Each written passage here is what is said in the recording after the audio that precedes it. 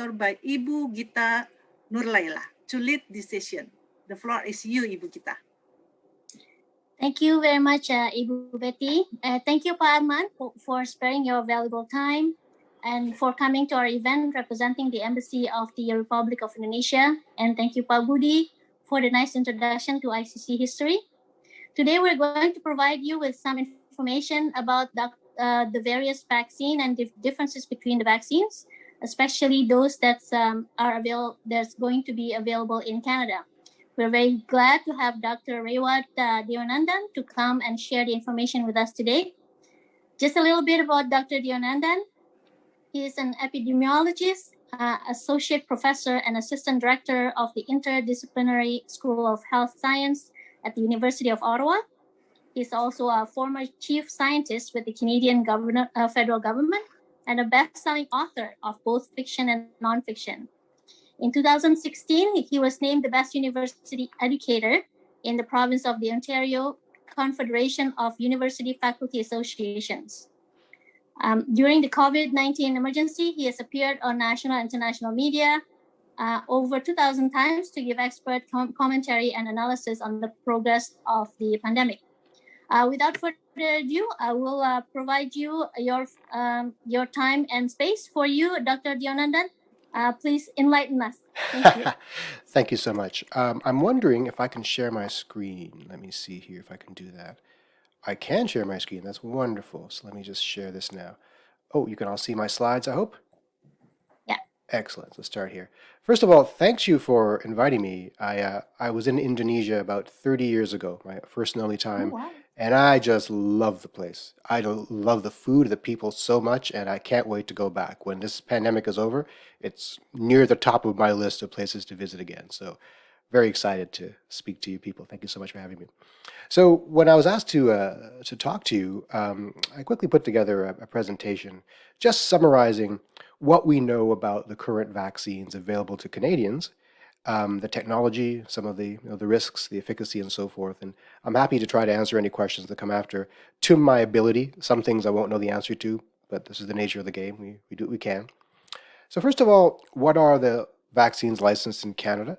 I think everyone knows by now we have three, as noted. We have the Pfizer and BioNTech, one that was developed first, actually, and then Moderna.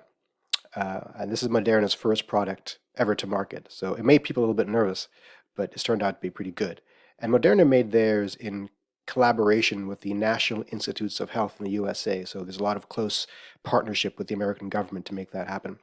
And the last one, the most recent one, as noted, licensed yesterday by Health Canada, is created by AstraZeneca in coordination with Oxford University.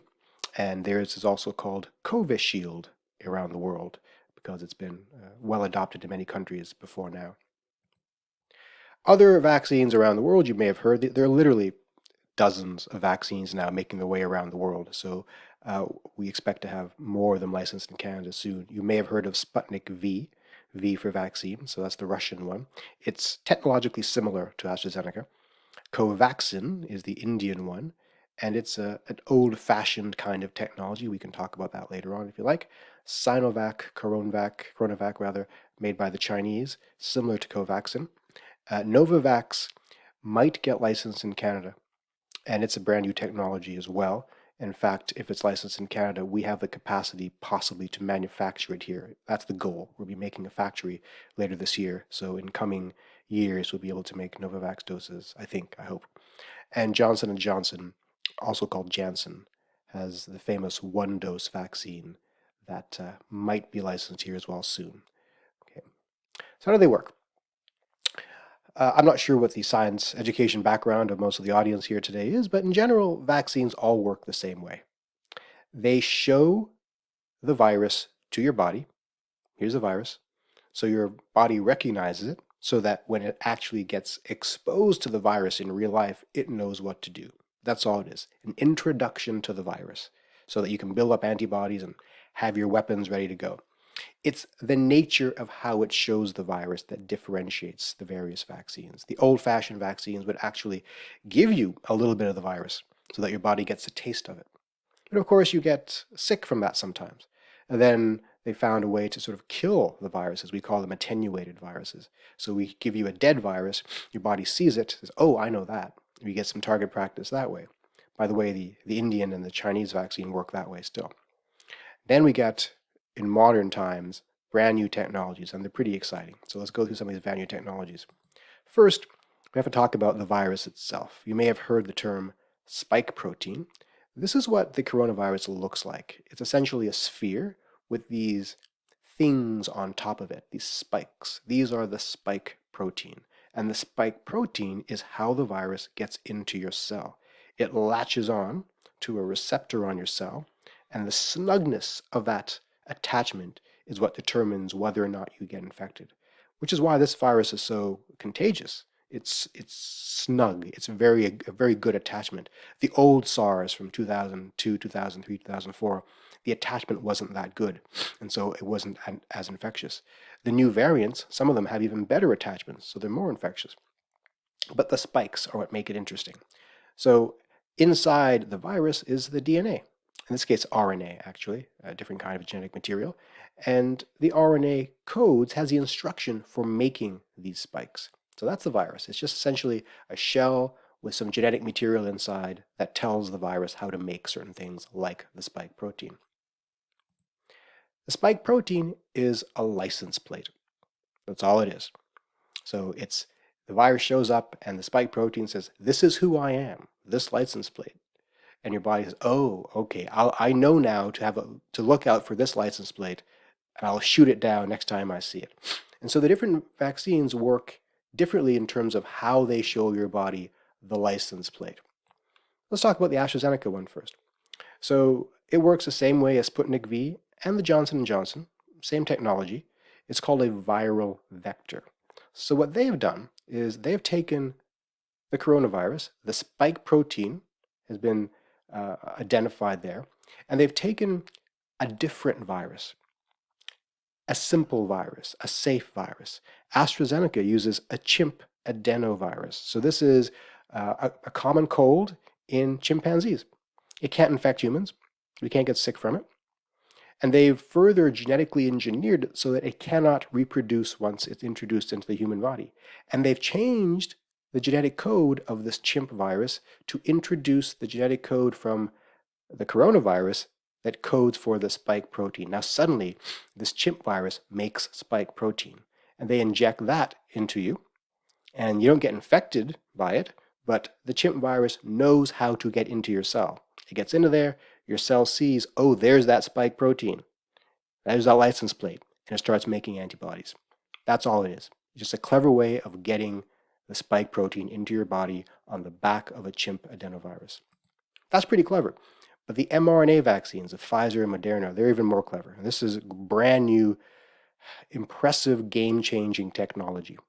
So in your cell, you have DNA that's really well protected in the center of your cell, and DNA gets unzipped regularly, and your body creates messenger RNA from your DNA, because your DNA has to remain pristine and protected, but it reads the DNA, creates a copy called messenger RNA that is sent to something inside your cell called a ribosome, which is a factory for making proteins, and it makes proteins. So let's say your body needs insulin. Inside your DNA, there's code for making insulin. Your body unzips the DNA, copies it onto mRNA, mRNA goes to your ribosome, it tells it, make insulin, fine. What the mRNA vaccines of Pfizer and Moderna have done is that they've short-circuited this process. Instead of letting the DNA make the mRNA, they inject the mRNA that makes spike protein. That goes directly to your ribosome, and the ribosome makes the spike protein. It never sees an actual virus. It just makes its own spike protein, and your body goes, hey, that's a new license plate. That's new. We should prepare ourselves for that. And it makes antibodies against this thing that it made. So it's brilliant. And by the way, this is going to change how we make vaccines for Ebola and cancer and HIV and a host of other diseases. So it's great. Now, so here's a summary of some of the other ones. So the Covishield or AstraZeneca and Sputnik are non-replicating. Here's the adenovirus from the chimp. You just change it. The Covaxin, which is what the Indians use and the Chinese, it's just a coronavirus that's been killed. That just it gets injected into the person. And Novavax, which we haven't talked about yet, that might get licensed in Canada soon, is actually the spike protein itself. They've removed the spike protein from the virus and inject that directly into people. And by the way, Novavax is looking pretty good in my mind. The data so far is compelling, so I wouldn't be surprised if we license that sometime this year. So, when we talk about vaccine efficacy, what does that mean? We say efficacy instead of effectiveness because efficacy is what we observe in the study, and effectiveness is what we observe in real life. That's the only difference in the words. So don't get confused with the words here. So far, the AstraZeneca one, we see about the low end 62% efficacy, at the high end 90%, depending upon the dosage, depending upon the separation between the two doses and so forth. Now, how is efficacy computed? People get this confused all the time. When I say it's 62% efficacious, that doesn't mean if you get it, you've only got a 62% chance of being protected. What it means is, in the study, of all the people who ended up getting COVID, 62% of them were in the placebo group. 62% of them never got the vaccine. So in the Moderna one, 95% of the people who got sick did not get the vaccine. So 5% did get the vaccine. Okay? So it's a weird way to compute efficacy, but that's what we use. You probably note that AstraZeneca has 62% and Moderna 95% and Pfizer 95%. So, is AstraZeneca worse, not as good? Well, it depends on what you mean by that. It's inappropriate to compare them head to head because they weren't compared head to head. They were applied to different populations at different times, and it's hard to say whether this vaccine would have had the same number if they'd gone through the same population as AstraZeneca did. But the differences in terms of where we can use it are profound. So AstraZeneca can be stored at regular temperature, like 2 to 8 degrees, and it's cheaper to make. It's like a couple of dollars per dose. And it can be produced en masse in most factories. So the world's largest vaccine manufacturer is the Serum Institute in India, and they're making this one, billions of doses. Moderna and Pfizer, it's harder to make these. It's higher technology. It requires a better trained human resources. It requires special reagents, special factories. As we all know now, Pfizer requires deep freeze. Now some new information has come out that maybe it can be taken out of deep freeze for up to 2 weeks. And that changes how we're able to distribute it. It may be the domain of rich countries, frankly, unfortunately. And of course, Sputnik V is the Russian one, and that we think is storable at room temperature. We don't really know much about the Russian one. It's kind of mysterious. So everybody wants to know about safety. They're all really, really safe, despite what you might hear. In terms of what we know about vaccines in general, these are among the safest I've seen anyway. So the Pfizer one, when you get the dose, a lot of people get a lot of side effects. So the most common side effects are headaches, some pain where you got injected, some body aches, and it can be pretty bad for 1 or 2 days. And the second dose, and by the way, I didn't mention, for Pfizer and Moderna, you need a second dose 21 or 28 days later. For AstraZeneca, you need a second dose maybe 90 days later. Maybe 12 weeks later. That's unclear, depending. Different countries do it differently. But so all these so far, with the exception of Johnson & Johnson, need 2 doses. So back to the safety. It seems that with the mRNA vaccines, the second dose is harder to take for most people. So they get a fever and so forth. If you've ever had the shingles vaccine, I had the shingles vaccine 3 years ago. It was rough.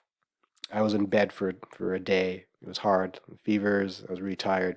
But I'm immune to shingles now. Totally worth it. So if you have these side effects, it means it's working. It means your body is producing antibodies and is manifesting a defense mechanism. So that's a good thing. You shouldn't be worried about it.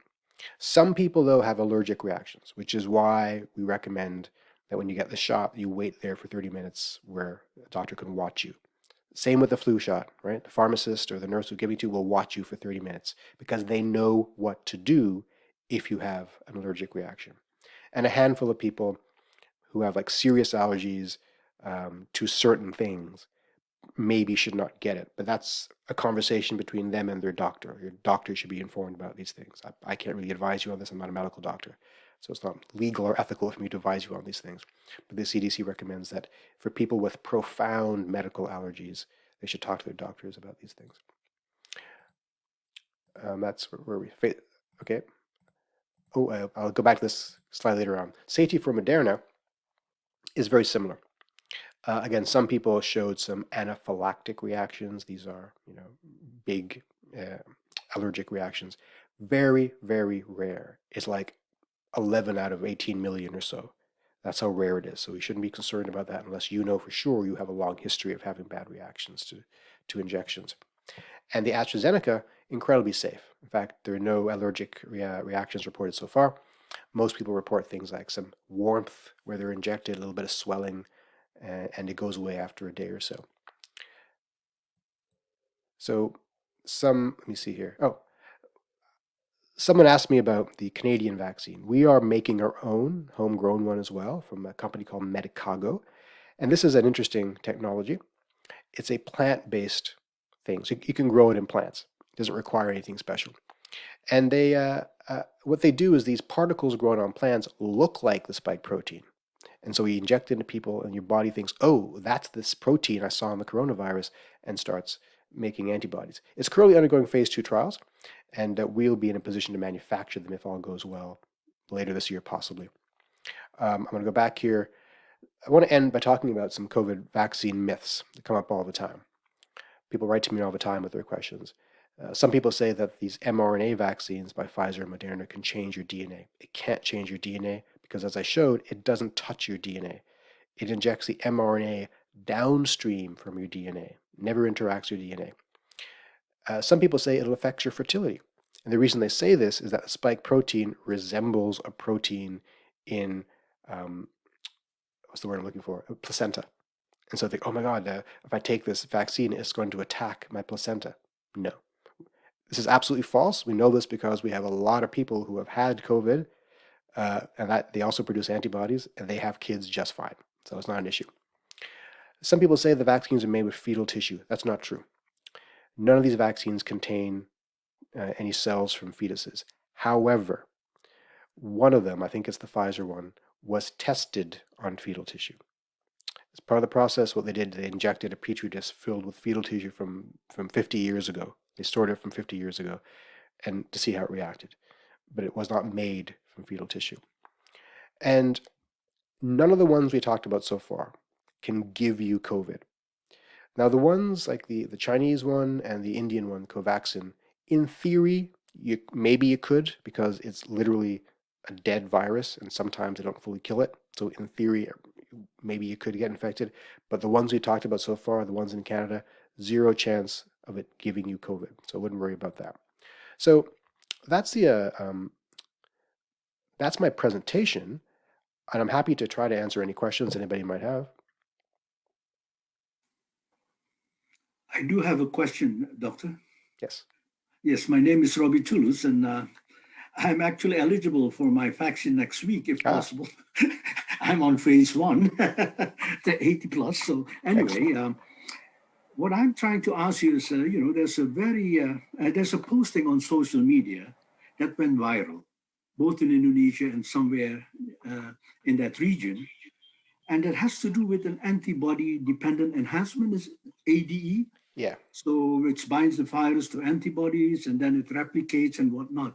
So it deterred people from getting vaccines because it's widely publicized in social media. So what can you so this clarify? This is a real thing. It happens exceedingly rarely in some vaccines. And when it does happen, it creates an autoimmune response. There, suddenly you create antibodies against your own cells. This, to my knowledge, has never been observed with the COVID vaccines. In fact, it is incredibly rare with vaccines in general.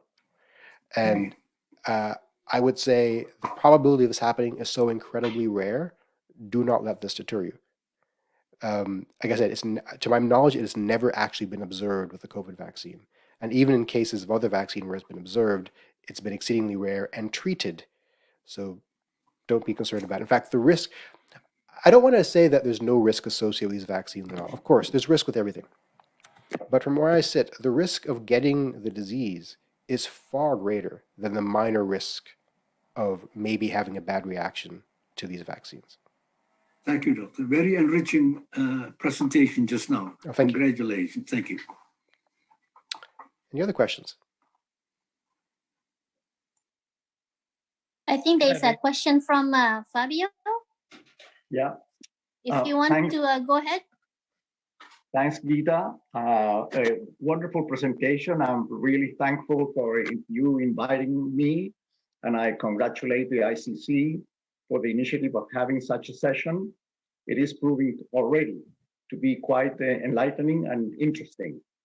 I am from Ottawa. However, I am stranded literally in Chile because Air Canada canceled all the flights.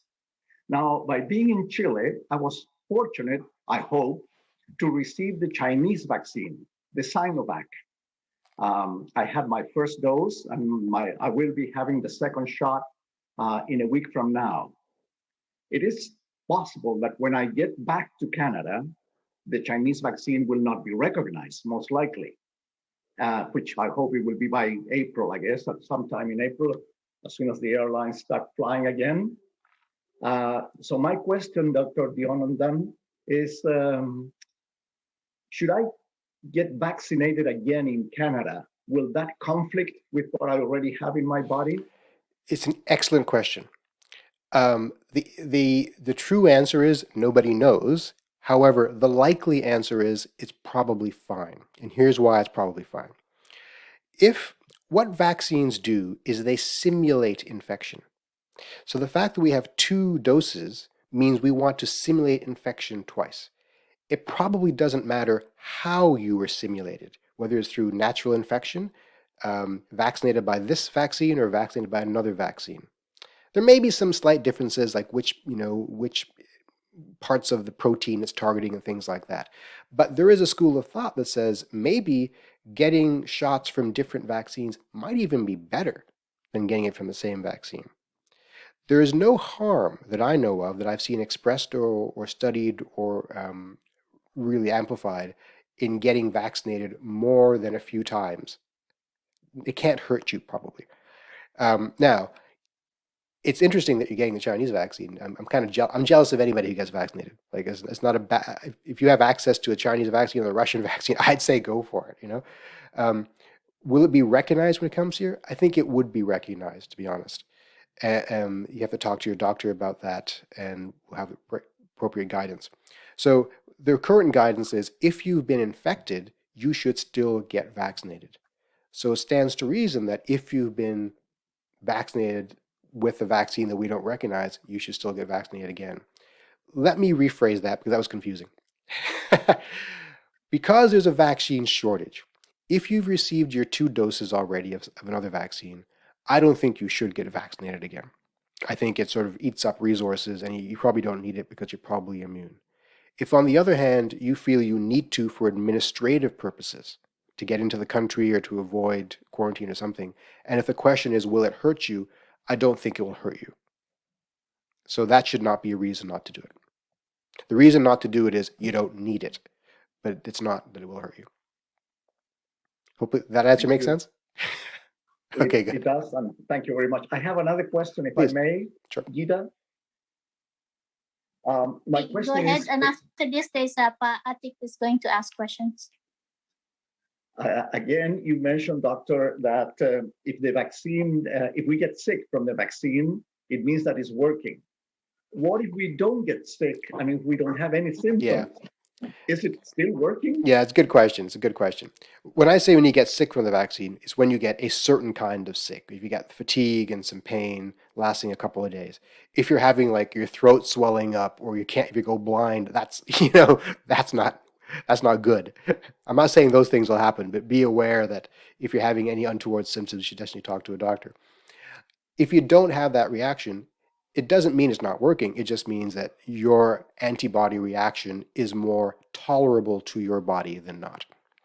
In fact, some people say that we should give everybody an antibody test to make sure that it's working afterwards. The problem there is sometimes the antibody tests aren't able to detect a small reaction. So some people have a small reaction that grows later on, and it's not detectable, and it's not going to make you feel bad. It's kind of like the flu shot. If you've ever had a flu shot, I get one every year. Sometimes you get some aches and sometimes you don't. It works all the time, at least in the sense that it creates antibodies, but it doesn't mean that it's working better if you got sick from it. It's a confusing answer, I know, but the bottom line is you shouldn't worry either way if you get these minor reactions or if you don't get the minor reactions. Okay, thank you. Pak Atik, please ask your question. Thanks, Ray. Good to see you. I know you are a very busy person nowadays. Hi. I just would like to have your comments on two questions. One regarding receptor ACE2. Can you comment on that? The different for different age groups, like for children, do the number of receptors vary or old? Oh, that's a good point. I can bring another small question, like Pfizer and Moderna. What is the half-life? Oh, one of us froze there. I think it was you. I think he was going to ask about the half-life of the storage of the vaccine, possibly. So if I'm not the one who's frozen, I guess I'll try to answer. So in terms of children, yeah, so one observation is that children don't produce as many receptors, binding site receptors for the spike protein. Therefore, maybe vaccines won't be as effective on them. It's possible. So one of the reasons that children weren't included in the initial randomized controlled trials. Right now, there are trials underway for Moderna and I think Pfizer for children as young as 12, and Moderna just got the go-ahead for testing on children as young as 6 months, I think. I'm not sure. So bottom line is that none of these vaccines is yet licensed for children under 16. But I anticipate we will have licensing for kids as young as 12 by the end of this year. Now, the other question is half-life of the vaccines themselves. I don't know, unfortunately. That's it's a laboratory issue that I'm not fully cognizant of, so I can't answer that question. Good to see you again, by the way.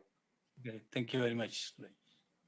Thank you. And next is Pak Arman has a question. Thank you, Bogita. Thank you, Dr. Deonandan. Thank you for your presentation. I have two questions. First question is about the interval of the vaccine. If I'm not mistaken, all the vaccine require 2 doses of vaccine except of from Johnson and Johnson. Yes. So and the interval between the first dose and the second dose is varier between the vaccines. Some is 2 weeks, 6 weeks, 12 weeks, something like that. But if I'm not what I read in the news that since the Pfizer and Moderna is given first shot, because of the delay of the delivery of the vaccine, the authority decide to postpone the second dose, the shot of second dose. Is there any risk of the delay of the second dose? Right. Because and the last comment that I also hear that some people said that actually one dose, the first dose is actually enough. Right. And the second question is, I would like to know also about what should we do if we expose to someone who got the virus, like say if our spouse or our children exposed to someone in their school or their friends, should all the person in the family get the PCR test, or we should be enough to have a self-evaluation in our home? Thank you. Okay, good questions. Thank you so much. So the first question is the delay. So as noted, Pfizer and Moderna have either 21 days or 28 days between the shots, and AstraZeneca has, we won't talk about AstraZeneca, the clinical trial data is all over the map on that one. But we are limited to what we know from the clinical trials. But the clinical trials only tested a couple of scenarios. So that's why we're sort of rigidly attaching ourselves to those scenarios. It's possible that other scenarios exist. And I'm actually on board with the 1-dose regimen delayed for 90 days or more. And this is why. In the clinical trials, we know for sure that at the 2 weeks after the first dose, a lot of immunity is built up. And about 3 or 4 weeks later, the second dose comes, and then an incredible amount of immunity builds up. But a handful of people had, in the trials, were delayed up to 42 days. Like 1% is 0.5% of the Moderna and 1% on the Pfizer trial had their doses delayed up to 42 days for a variety of reasons. They forgot, their doctor said it's not a good idea, they weren't in the city, whatever it might be. And so when that small group was reanalyzed, they found that, you know what, they were fine. They had strong antibodies, and they were able to get boosted at that point. The 90 days that some people are recommending, that comes from looking at what happens from natural infection. And they found that natural infection leads to antibody production lasting at least 90 days. So the reasoning is, since vaccines simulate natural infection, we can wait at least 90 days to boost as well. Some new data out of Israel, I think it was, looked at healthcare workers and found that up to 80% effectiveness was still observed, efficacy rather was still observed after a month, I think, of that first dose. And some Canadians reanalyzed the original randomized controls data and looked at only what happens after those 2 weeks, first 2 weeks, and found it's up to 90%. As a result, I'm not concerned about whether or not one dose gives you sufficient immunity. I'm more concerned about how long it lasts. So will it last 90 days or more? And what is the risk if you wait more than 90 days or 40 days, whatever it might be? Well, the risk only is that your immunity will wane and you'll need another shot. And maybe you'll think you're immune and you're not, and you'll go out to a party or something and get infected. That's the only risk. It's a risk of behavior. So if we get the one shot and delay it, but still maintain our distance and stuff, that's fine. So my position on this is that we should get one shot into as many people as we can to build up population immunity so that transmission goes down around the community so we all get back to normal faster. Yeah, it took me a while to get there. That's where I am now as a result of the new data. Your second question is about what to do if somebody is exposed. Depending where you live. I'm assuming you live in Ottawa. If you're staying at home anyway, I would just keep everyone quarantined and look for symptoms. And if no symptoms arrive after 2 weeks, then assume you're fine. On the other hand, if you think you're going to be exposing yourself to other people, if you're going to go to the grocery store, if you're going to, or if there's a vulnerable person in the household, like an older person, then nothing prevents you from going to the testing center. They're not crowded these days. It's an easy thing to do. I wish we had access to rapid testing. That'll be even easier. But if you show symptoms, it's a tough one. If you show symptoms, then you should not be exposing yourself to people. Everyone in the household should be quarantining. And maybe if you want to avoid the quarantine experience, get tested. Unfortunately, I can't speak on behalf of public health, so I'm not sure what their guidance would be. That would be the epidemiological position, but public health might have a different position. Other questions? So we have the next one would be Pa Iwan. If you would like to pose your question directly, Pa Iwan, please unmute yourself. Thank you. Thank you, Bedit. Thank you, Bukita. Sorry, Bedit.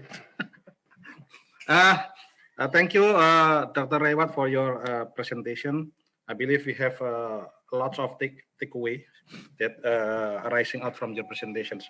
I would like only to push your attention with regard to the fact that for certain people, they may have some sort of autoimmune diseases with their kind of specific circumstances. So I would like to have your opinion, have your input with regard to this kind of fact. Thank you, Doctor. So the current CDC guidance is that people with autoimmune diseases should still get vaccinated. It's not a risk for them. I'm not a medical doctor. I'm a scientist, so I can't give medical advice and things like that. I can only cite what the guidance is, and there does not seem to be a risk that this will cause any kind of illness because you're not being introduced to an actual infection. You're just being introduced to a piece of protein that resembles the infection. But all these things are best done with medical care. There are different kinds of autoimmune disorders, obviously. So different kinds of diseases require different kinds of insight. So for your, or maybe it's not you, but your friend or somebody, for someone's particular case, they should talk to the doctor. But in general, an autoimmune disorder is not a contraindication for vaccination. I noticed that in the chat, someone asked about breastfeeding. Guidance right now is that it's fine. In fact, my wife is breastfeeding, and she's a doctor. We're trying to get her a dose quickly, and we're hoping that as she breastfeeds, she'll able to give some immunity to the baby. So the guidance right now is if you're a breastfeeding mother, you should not avoid the vaccine. The vaccine should be fine. Thank you. Thank you. And John, I think you asked the next one. Do you want to post the question yourself? Ibu Gita, maaf, ada yang lebih dahulu. Maaf. For Aldamayo and Yavin. Maybe you can read from the chat, Ibu Gita.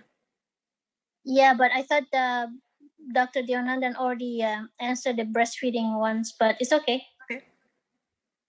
Pa Aldo, do you have any other question? No, thank you, Bu. I think it's already answered by Dr. Raywat. Thank you very much. It's a very enlightening answer. Thanks.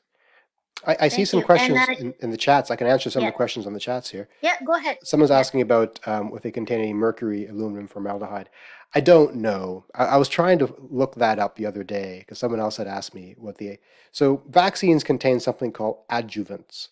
Adjuvants are these chemicals we use to accelerate and amplify the immune reaction. And that allows us to give you just a little bit of the actual vaccine that gives you a big reaction. And sometimes the adjuvants are made of things like mercury. But I don't know which ones these ones use, if in fact they do use them. So I don't answer, unfortunately. And someone else asked why, if you're taking blood thinners, must you wait 30 minutes? If you're taking a blood thinner, you have a likelihood of bleeding. So anytime you've been injected with something, you have a likelihood of bleeding. So we want to make sure that nothing bad happens. In fact, everyone should wait 30 minutes, not just people on blood thinners, because the likelihood of an allergic reaction is not high, but it's there. And so if you have an allergic reaction, it's going to happen probably in the first 30 minutes. And so the pharmacist or nurse and doctor knows exactly what to do if that happens. And I've seen it happen. Some people faint. Some people get some high blood pressure. Some people get rashes. So that's why it's important to wait 30 minutes after you got your vaccine.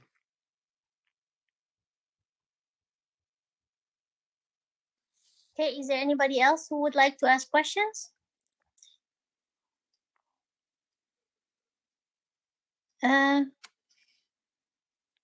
Okay, I think there's another question. Can we know? Okay, Pa Dedi, do you want to post the question yourself? I can read it. I see it here. Okay. So yeah, so it's asking which are more effective and the material for making it. So as I noted, the effectiveness or efficacy is computed in a strange way. But if we're comparing Pfizer and Moderna, they're almost equivalent in their effectiveness. So they're interchangeable. But the one for the monkey gene, as she calls it, or he calls it, is the AstraZeneca uses a chimpanzee cold virus called an adenovirus. And all it is, they've taken the virus and they've inserted a gene from the coronavirus so that it resembles a coronavirus. That's all it is. So the question asks, are there some issues that it came from the monkey? No, there's no issues so far. In fact, the reason they use a chimp virus is so that your body doesn't destroy it before it arrives. There was a version of this that something called CanSino, the Canadian-Chinese collaboration, tried to make using a human adenovirus instead of a chimp one. And the problem there is some bodies recognized the human virus and destroyed it, and so those people didn't get the benefit of vaccination. So the chimp virus is useful in this sense. And it can't infect you, as far as we know. It has not been observed to infect anyone. And even if it does, the worst it'll give you is like a runny nose or something.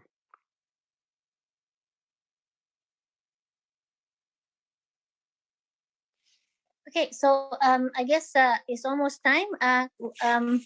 Thank you everyone for your participation.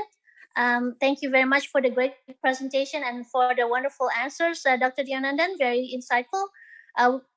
So I guess we are gonna go back to Ibu Betty for continuing the program. Again, thank you very much. Thank you.